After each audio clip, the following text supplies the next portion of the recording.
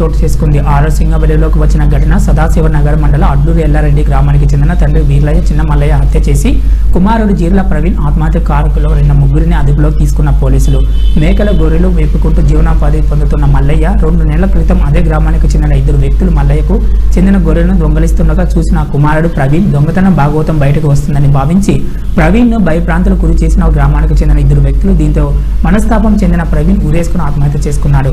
అలాగే దొంగతనం విషయం చిన్న మల్లయ్యకు తెలిపి ఉంటుందని భావించి హత్య చేసేందుకు పథకం వేసుకున్న 2 వ్యక్తులు ఈ నెల 19న గొర్రెలు మేకలు మేపేందుకు వెళ్లిన మల్లయ్య తిరిగి రాకపోవడంతో కుటుంబ సభ్యులు సదాశివనగర్ పోలీస్ స్టేషన్లో ఫిర్యాదు చేశారు. పోలీసులు మిస్సింగ్ కేసు నమోదు చేశారు. పోలీసులు ఇన్వెస్టిగేషన్లో 2 అదుపులో తీసుకుని విచారించగా మల్లయ్యను హత్య చోట దగ్గర ఎంఆర్ఓ సమక్షంలో సీసీ కన్వెన్షన్ పోస్టర్ను నిర్వహించారు. మరో వ్యక్తితో కలిసి హత్య చేసిన 2 వ్యక్తులు ముగ్గురిని అదుపులోకి తీసుకుని విచారిస్తున్న పోలీసులు మల్లయ్యను హత్య చేసి పూడ్చిపెట్టినట్టుగా పెద్ద కొడుకుగా ప్రదీప్ తెలిపారు.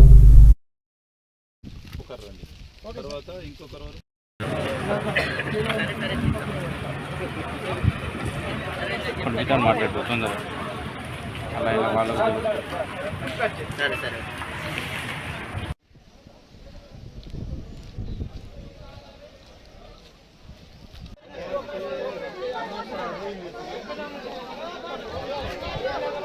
నాకు కూడా ఇది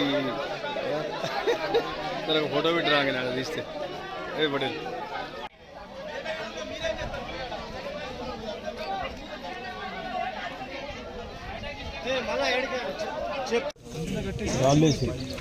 జాగ్రత్త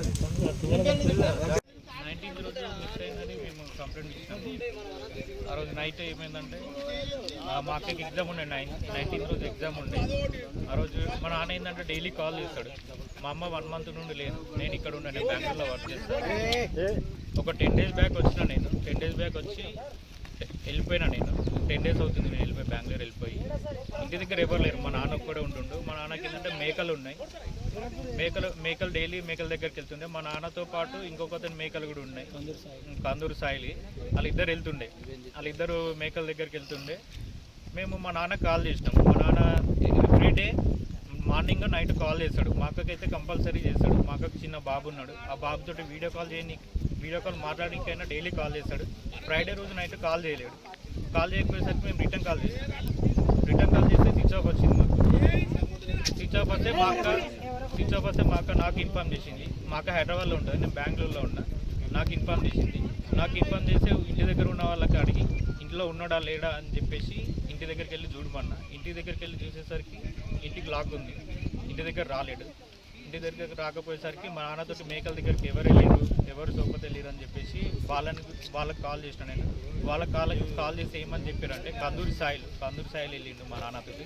ఆయన కాల్ చేసి ఏమని చెప్పిండంటే మీ నాన్న మధ్యాహ్నమే గొర్రెలు నాకు అప్పచెప్పి పొలం దగ్గరికి వెళ్ళిపోతుందని చెప్పేసిండు. చెప్పేసరికి మేమేమనుకున్నామంటే మా నాన్న అక్కడ నుండి ఎటు వెళ్ళిండో అని మాకు తెలియదు. ఇక అప్పటికి మిస్సింగే అని మేము అనుకున్నాము. ఇంత జరుగుతుందని మేము ఎక్స్పెక్ట్ చేయలేదు.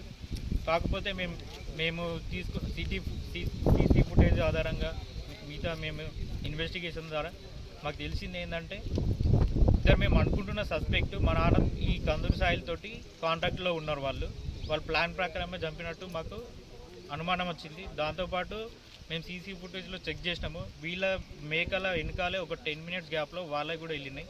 మా నాన్న లొకేషన్ పంపించారు పోలీసు వాళ్ళు. ఎగ్జాక్ట్ ఆ లొకేషన్లోనే మొబైల్ స్విచ్ ఆఫ్ అయిపోయింది. కాకపోతే మా నాన్న మొబైల్ 2:20కి స్విచ్ ఆఫ్ అయింది.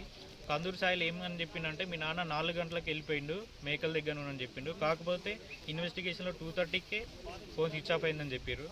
లొకేషన్ కూడా ఇక్కడ సైడ్ చూపెట్టింది. అతను ఏంటంటే అక్కడ నుండి అట్టే వెళ్ళిపోయినాం, ఇక్కడ వరకు వచ్చి అక్కడ నుండి అట్టే వెళ్ళిపోయినాం, అక్కడ వరకు వచ్చిండు, ఫ్యాక్టరీ వరకు వచ్చిండు మీ నాన్న నాతోటే ఫోన్ చూసుకుంటే వెళ్ళిపోయిండు అని చెప్పిండు 4 గంటలకు. కందూరు సాయిల్ మీద మాకు 1% కూడా అనుమానం లేకుండే.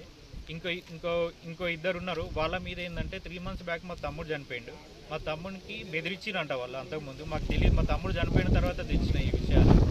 అంతకుముందు ఏంటంటే వాళ్ళు గొర్రెలు దొంగతనం అవి కొంచెం ఊళ్ళో కొంచెం ఇలాంటి పనులు వాళ్ళ ఎక్కువ జరుగుతున్నాయి. మా తమ్ముడు ఏంటంటే గొర్రెల దగ్గర పడుకుంటాడు.